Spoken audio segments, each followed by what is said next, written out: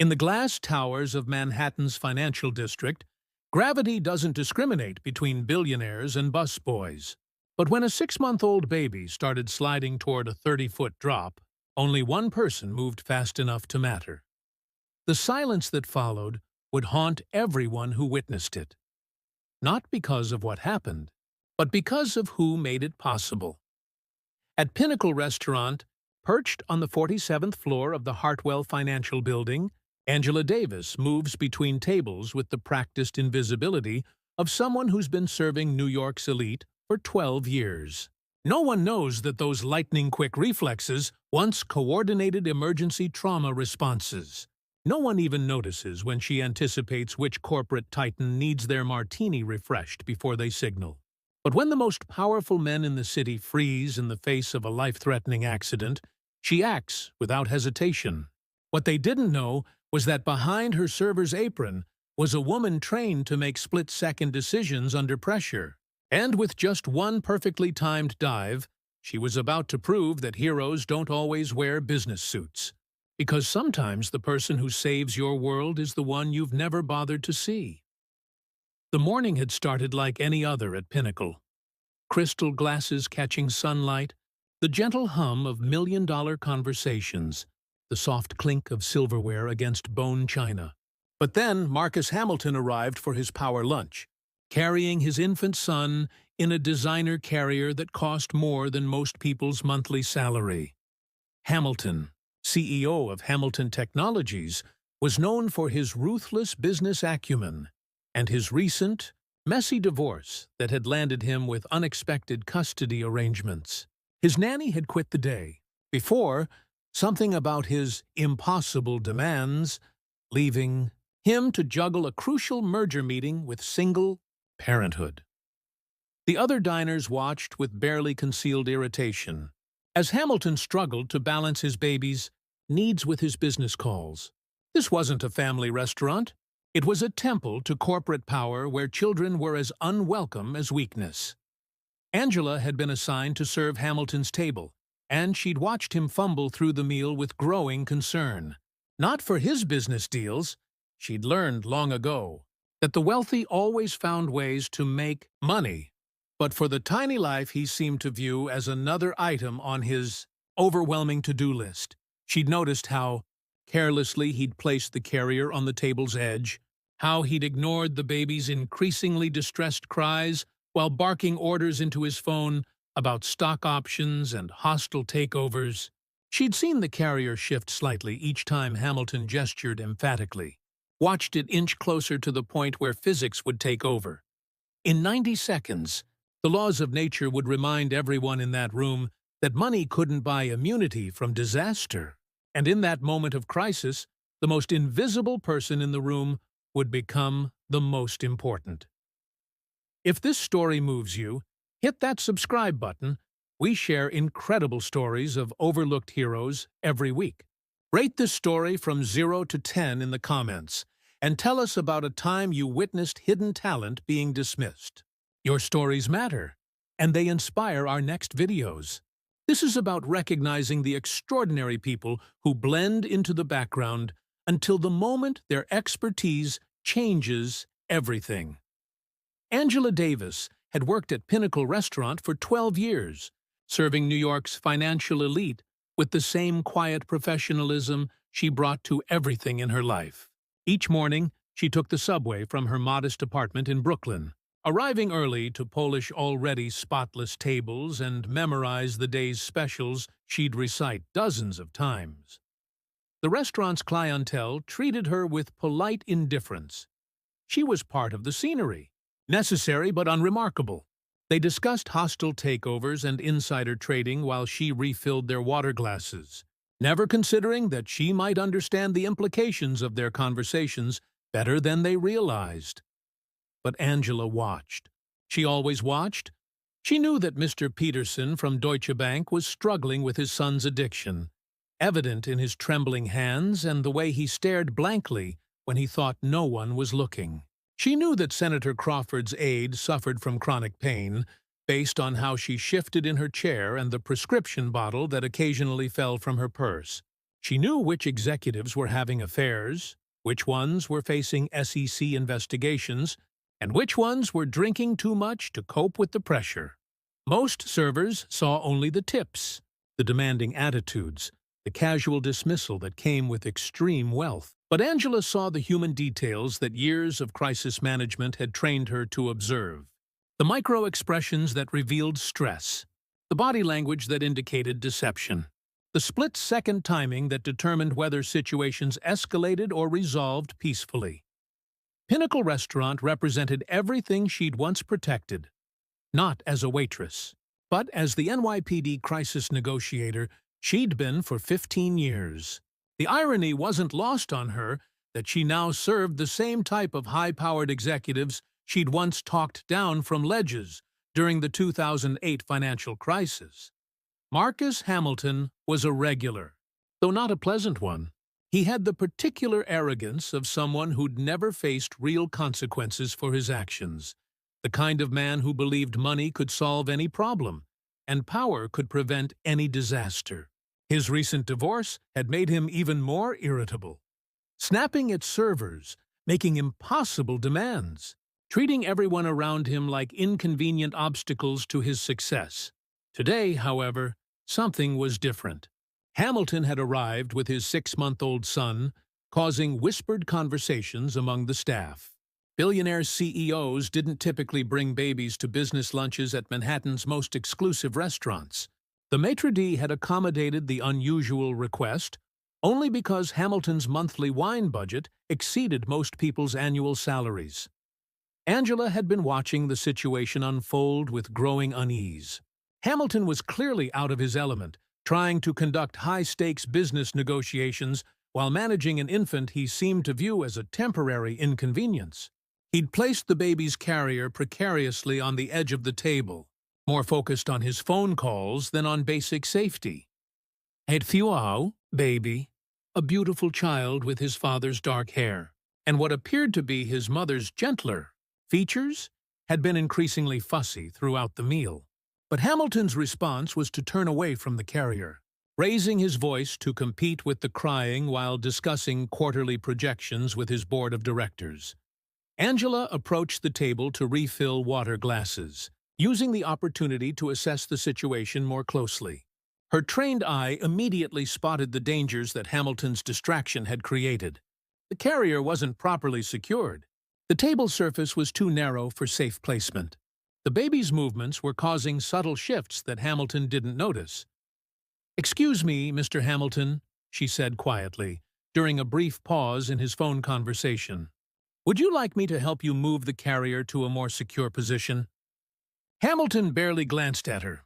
"It's fine," he said dismissively, waving her away. "Just keep the coffee coming."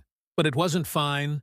Angela's crisis-trained instincts were screaming warnings that Hamilton's privilege-blinded perspective couldn't perceive.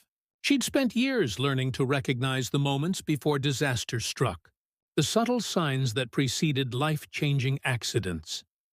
As she returned to her other tables, Angela kept one eye on Hamilton's booth, watching the carrier inch closer to catastrophe with each of the CEO's animated gestures. She'd seen this pattern before. Overconfident people creating dangerous situations through sheer negligence, then expecting others to clean up the consequences. The difference was that this time, the consequence would be a baby's life. 30 minutes later, Hamilton's lunch meeting had reached fever pitch. The hostile takeover he'd been orchestrating for months was facing unexpected resistance, and his voice carried across the dining room as he barked orders at lawyers and board members through his phone. "I don't care what their shareholders want," Hamilton snarled, gesturing emphatically with his free hand. "Buy them out, hostile bid, whatever it takes. I want those patents by Friday." With each animated gesture, the baby carrier shifted another inch toward the table's edge. The other diners tried to ignore the disruption, but the combination of Hamilton's raised voice and his son's increasing fussiness was destroying the restaurant's carefully cultivated atmosphere of refined calm. Angela watched from across the room, her pulse quickening as she calculated angles and distances with the precision of someone trained to assess life-threatening situations. The carrier was now less than 2 inches from the point of no return. The baby's movements were becoming more agitated, possibly sensing his father's stress, which added momentum to each shift. She approached the table again, this time carrying a fresh bread basket as her excuse for the interruption. "Mr. Hamilton," she said, keeping her voice steady despite the alarm bells ringing in her head. "I notice the carrier seems to be sliding. Perhaps I could help you reposition." "Not now," Hamilton cut her off without looking up. His attention focused on his phone screen where stock prices were fluctuating in response to news about his attempted takeover. "Can't you see I'm busy?" Several nearby diners turned to stare, their expressions showing the particular discomfort that came from watching someone's personal crisis unfold in public. But none of them moved to help. In their world, intervening in another powerful person's business, even to prevent an accident, violated unspoken rules about minding one's own affairs. Angela stepped back, but she didn't retreat to her other tables. Instead, she positioned herself at the service station closest to Hamilton's booth, pretending to organize napkins while keeping her eyes locked on the carrier. Her body was coiled with the same tension she'd felt during her years with the NYPD, when split-second timing meant the difference between saving lives and watching them end.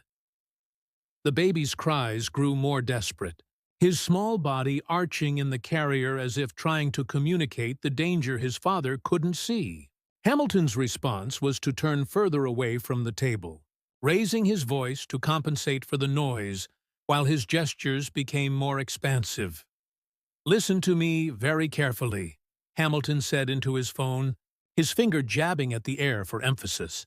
"I've built this company from nothing, and I'm not about to let some second-rate board of directors—" The carrier moved. Not gradually, not with the subtle shifts Angela had been tracking all afternoon. This time it lurched toward the edge with terrifying momentum. The baby's sudden movement, combining with the vibration from Hamilton's pounding fist, to create the perfect storm of physics and neglect. Time slowed the way it always did in Angela's memory when crisis struck. She could see the carrier tilting past the point of balance. She could calculate the trajectory that would send a helpless infant 30 floors down to the street below. She could measure the distance between her position and the table, factoring in the obstacles, chairs, other diners, the narrow aisle between tables.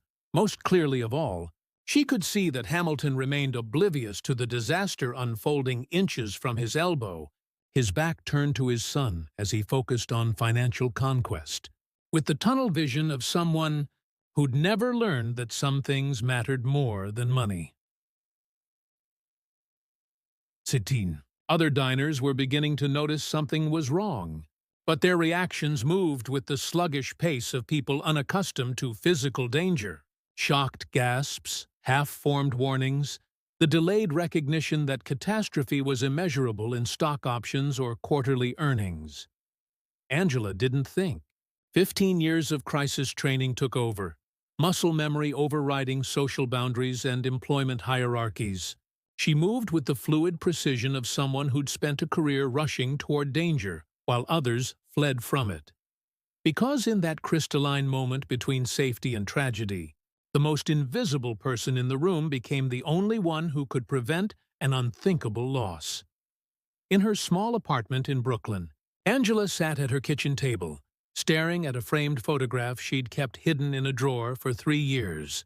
The image showed her in her NYPD dress uniform, accepting the Medal of Valor from the police commissioner, the department's highest honor for bravery in the face of life-threatening danger. The citation had read, "Detective Angela Davis showed exceptional courage and tactical brilliance during the Metropolitan Bridge incident, successfully negotiating the release of 16 hostages while preventing a terrorist attack that could have killed hundreds of civilians." She remembered that day with painful clarity. A domestic terrorist had taken a busload of tourists hostage on the bridge, threatening to detonate explosives that would have sent dozens of innocent people plunging into the East River. Angela had spent 8 hours in negotiations, using every technique she'd learned in crisis psychology to build rapport with a man determined to make a statement with other people's lives. The newspapers had called her a hero. The mayor had given her a key to the city. Her fellow officers had treated her with the respect reserved for someone who'd proven themselves under the worst possible circumstances. For 15 years, she'd been Detective Angela Davis, someone who rushed toward danger when others ran away, someone trained to make split-second decisions that saved lives. The medal had been the pinnacle of a career built on protecting people who couldn't protect themselves. She'd talked jumpers off bridges, disarmed domestic abusers, coordinated responses to everything from bank robberies to bomb threats. Her specialty was crisis negotiation, but she'd cross-trained in emergency response, tactical operations, and trauma psychology. Then came the incident that ended everything. Angela closed her eyes, but she could still see it clearly. A routine domestic violence call that had gone wrong when backup arrived late and her partner had frozen under pressure. She'd followed protocol perfectly, but the investigation focused on her split-second decision to draw her weapon when the perpetrator lunged toward his terrified wife with a knife. The shooting had been ruled justified. The woman's life had been saved. But in the aftermath, when the media scrutinized every detail of her career, they'd found what they were looking for: a pattern of an aggressive black female officer who used force too readily, who didn't know her place in a department that preferred its heroes to look different.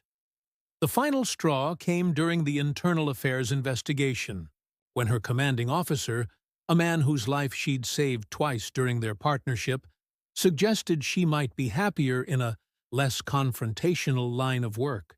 The message was clear: she could resign quietly or face a career of being passed over for promotion while her every decision was second-guessed.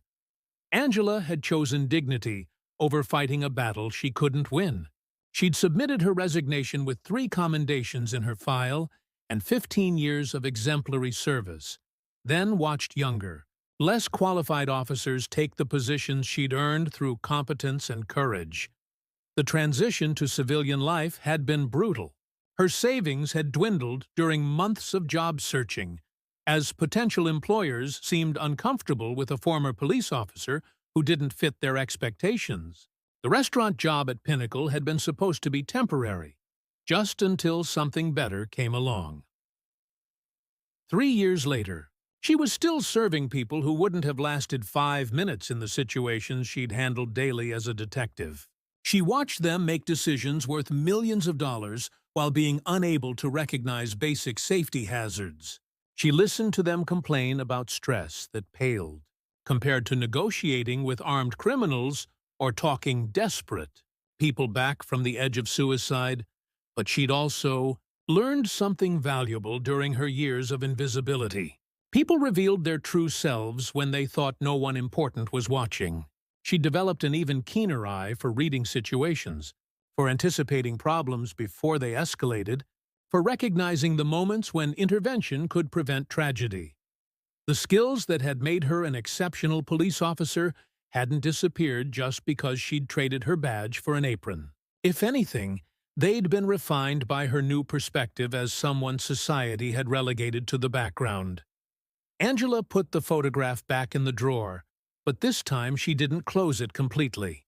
For the first time in 3 years, she allowed herself to remember who she'd been before the world decided she didn't belong in uniform. Tomorrow, she would return to Pinnacle Restaurant, serve food to people who saw her only as help, and continue being invisible to those who valued her only for her ability to anticipate their needs. But tonight, Detective Angela Davis was planning what she would do if someone's life depended on her training again. The carrier fell. For one terrifying instant that stretched like eternity, baby Hamilton tumbled through empty air toward the floor-to-ceiling windows that separated the dining room from a 30-floor drop. The physics were simple and merciless. 6 months of human life accelerating toward impact at 32 feet per second squared. But Angela Davis had already moved. Her 15 years of crisis training compressed into a single, fluid motion that defied the shocked paralysis gripping everyone else in the room. She dove across the narrow aisle between tables, her body stretching horizontal as she calculated trajectory, velocity, and the precise angle needed to intercept disaster. Her hands closed around the carrier just inches from the window, her momentum carrying both her and the baby into a controlled roll that absorbed the impact across her shoulder and back, instead of the infant's fragile body. They hit the floor together, Angela's arms wrapped protectively around the carrier as her body became a human cushion between the baby and the marble surface. Silence.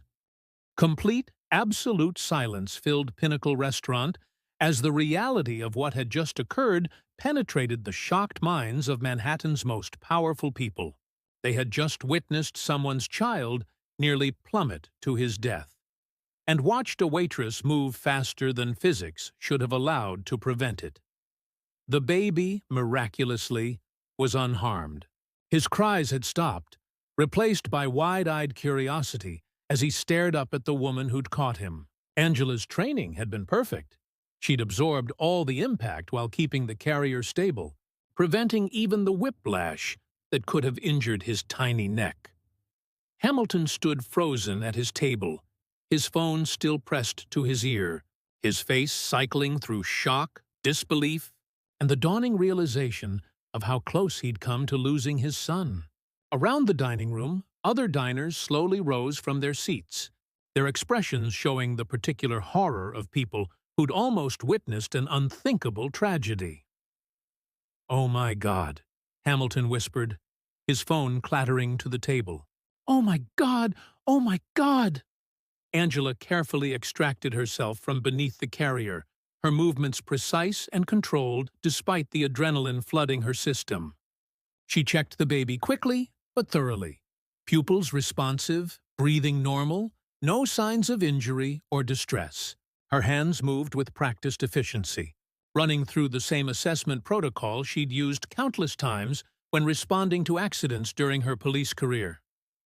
"He's okay," she said quietly, lifting the carrier with the same steady grip that had once disarmed criminals and talked jumpers back from bridges. "No injuries, just startled." The baby reached up toward her with tiny fingers, seeming to recognize that this stranger had just become the most important person in his young life. Angela allowed herself a small smile as she gently placed him back in his father's trembling hands. Hamilton's eyes were wide with shock and something that looked like the beginning of understanding. How did you move so fast? That was impossible. The carrier was falling, and you were across the room and—" Angela straightened her uniform, checking for damage, but finding only a small tear in her sleeve. Her body ached from the impact, but she'd experienced worse during her tactical training. What mattered was that the child was safe. "I was watching," she said simply. "I could see it was going to happen." But the other diners were staring at her with expressions that went beyond simple gratitude. They'd just watched someone perform a feat that defied their understanding of what was physically possible. The timing, the precision, the split-second decision-making, it spoke to training and experience far beyond what they'd expect from restaurant staff. Senator Crawford was the first to find her voice. "That was extraordinary. Are you trained in emergency response?" Angela met her eyes steadily, feeling something shift inside her chest. A recognition that this moment had changed everything. "I used to be." The admission hung in the air like a confession. 3 words that contained 15 years of service, sacrifice, and the expertise that had just saved a child's life. Around the room, conversations began in hushed tones as the reality sank in. They'd been served for years by someone whose qualifications and capabilities far exceeded their own assumptions. Hamilton looked down at his son, then back at Angela, his expression showing the first crack in the arrogance that had nearly cost him everything. "I need to know who you are." Angela Davis straightened her shoulders, feeling her true self emerging after 3 years of invisibility. "My name is Angela Davis, and I think it's time we had a proper conversation." 2 hours later, the restaurant had been cleared, except for essential personnel. Hamilton sat across from Angela in the private dining room typically reserved for the most exclusive meetings, his son sleeping peacefully in a properly secured carrier, this time positioned safely in the center of the table. Angela had changed from her torn uniform into a simple blouse and slacks that the restaurant manager had found for her. Without the server's apron and the invisible status it conferred, she looked different, more authoritative, more present, like someone who belonged in rooms where important decisions were made. Hamilton's hands still shook slightly as he poured coffee from the silver service that Angela would normally have handled. The role reversal wasn't lost on either of them. 15 years with the NYPD, he said, reading from the printed background report his assistant had compiled in record time. Crisis Negotiation Specialist, Medal of Valor, Exemplary Service Record. He looked up at her with eyes that held a new kind of awareness. "You've been serving my lunch for 3 years." Angela met his gaze without flinching. "You never asked." The simple truth of that statement hung between them like an indictment. Hamilton, who prided himself on knowing everything about everyone in his business orbit, had never bothered to learn the name of the woman who'd anticipated his needs with uncanny precision week after week. "The Metropolitan Bridge incident," Hamilton continued, his voice quieter now. "You saved 16 people. The terrorist had enough explosives to—" "I remember what he had," Angela interrupted gently. "I was there for 8 hours, talking him through his anger, his desperation, his reasons for wanting to hurt innocent people. I convinced him that his message could be heard without bloodshed." Hamilton's assistant, who'd been quietly taking notes in the corner, looked up with obvious respect. Even among New York's power elite, people who'd prevented terrorist attacks commanded a different kind of attention. "So why are you here?" Hamilton asked. "Why are you serving food instead of, I don't know, running security for corporations, consulting on crisis management, working for the FBI?" Angela was quiet for a moment, her fingers tracing the rim of her coffee cup. She'd spent 3 years perfecting the art of invisibility, and part of her resisted this sudden spotlight. But her son's life had depended on her willingness to be seen. And that changed everything, because the department decided that a black woman who used her weapon to save a life was more dangerous than the white male officers who'd failed to protect her, she said without bitterness, just stating facts. "Because when the media questioned my judgment, my commanding officers found it easier to suggest I find a new career than to defend someone who didn't fit their image of what a hero looks like." The room fell, silent except for the soft sounds of the baby's breathing. Hamilton's assistant stopped typing, her fingers frozen over her keyboard. Hamilton stared at Angela for a long moment, his expression cycling through disbelief, anger, and something that might have been shame. "They forced out someone with your record? Your capabilities?" "They didn't force me out," Angela corrected. "They made it clear that my career had a ceiling, and that ceiling was lower than my qualifications deserved. I chose dignity over fighting a battle I couldn't win." She leaned forward slightly, her voice taking on the same calm authority she'd once used to diffuse dangerous situations. "But Mr. Hamilton, I need you to understand something. I didn't save your son because I'm looking for recognition or reinstatement or any kind of reward. I did it because it was the right thing to do, and because I had the training to act when everyone else froze." Hamilton nodded slowly, his usual confidence replaced by something rarer, humility. "You're right. And I almost lost my son because I was too arrogant to listen when you tried to warn me." He looked down at his sleeping child, then back at Angela. "I've built a company worth billions of dollars, but I couldn't keep my own son safe. You've been watching out for everyone in this restaurant for years, anticipating problems, preventing issues before they escalated. Haven't you? Angela allowed herself a small smile. It's what I was trained to do. Old habits. Well, Hamilton said, his voice gaining strength, maybe it's time those habits got the respect they deserve. 3 weeks later, the main dining room at Pinnacle Restaurant buzzed with an unusual energy. Word had spread through New York's financial community about the incident. Not just the dramatic rescue, but the revelation that one of their most exclusive establishments had been employing a decorated police officer as waitstaff for 3 years. Angela walked into the restaurant that morning to find it transformed. Where her usual workstation had been, a small podium now stood with flowers, and a sign reading, "Reserved for Angela Davis, Director of Security and Crisis Management." Hamilton stood near the podium with several other men in expensive suits, the restaurant's ownership group, his own board of directors, and what appeared to be representatives from other major corporations. When Angela approached, the conversation stopped, and something unprecedented happened in that bastion of wealth and power. They stood to honor her presence. "Angela," Hamilton said, stepping forward with an expression that bore no resemblance to the dismissive arrogance she'd known for 3 years. "I'd like you to meet some people."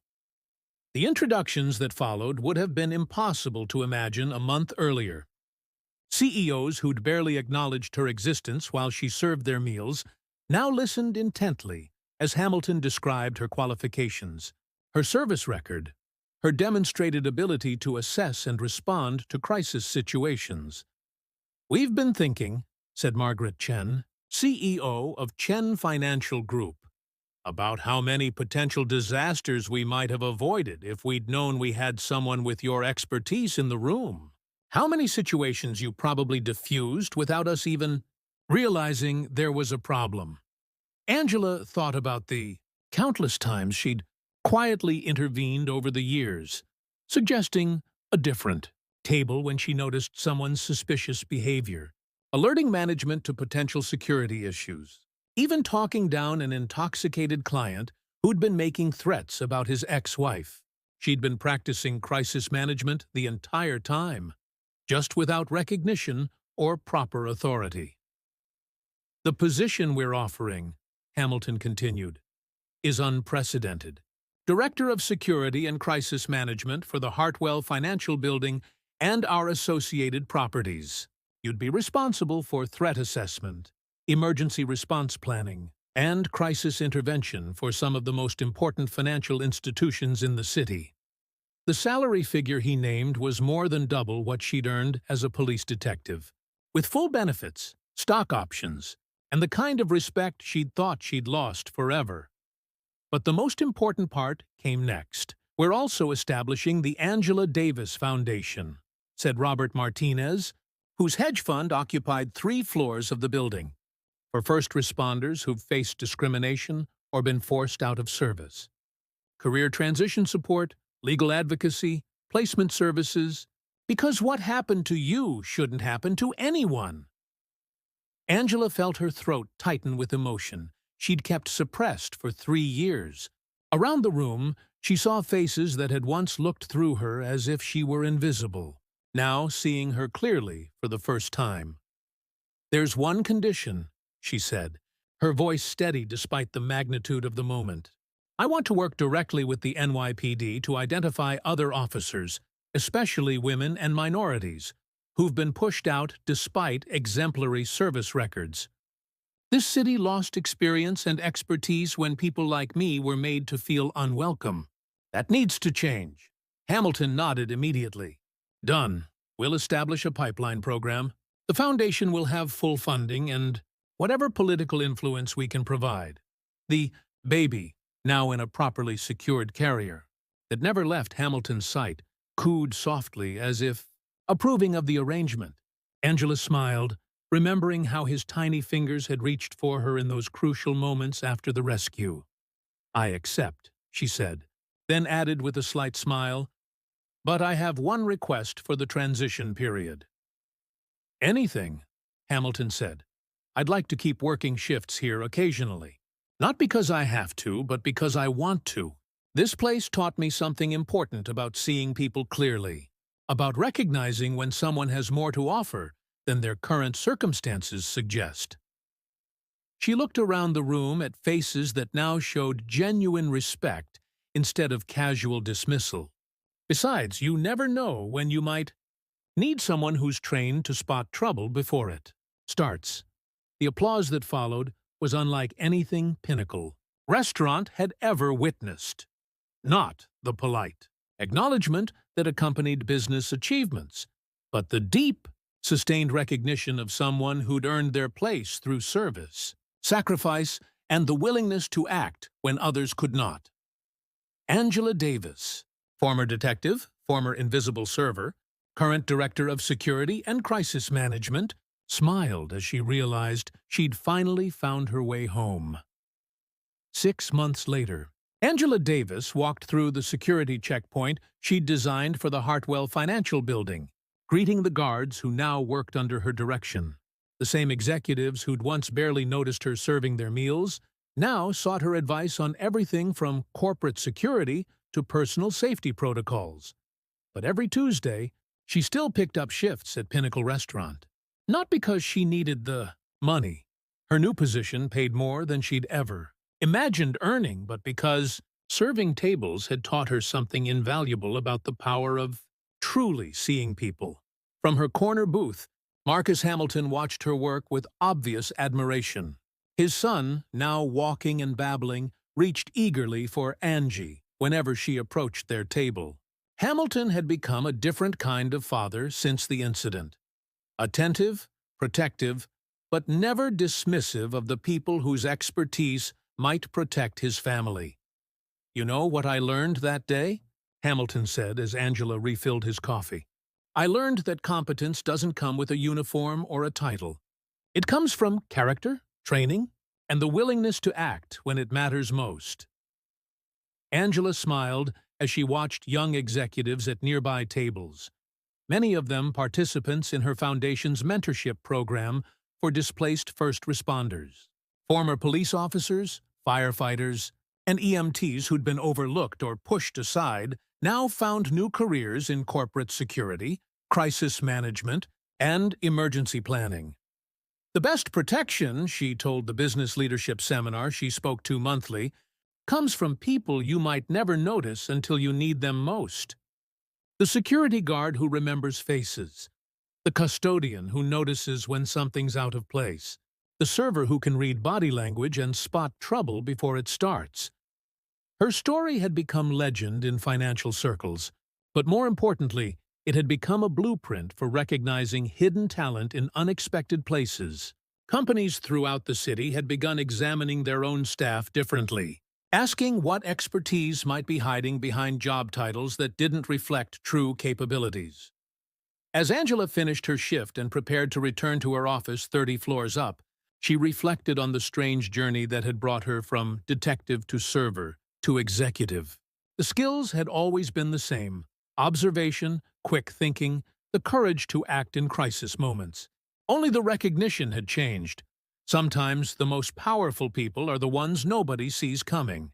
And sometimes being invisible is exactly the right position to save the day when it matters most.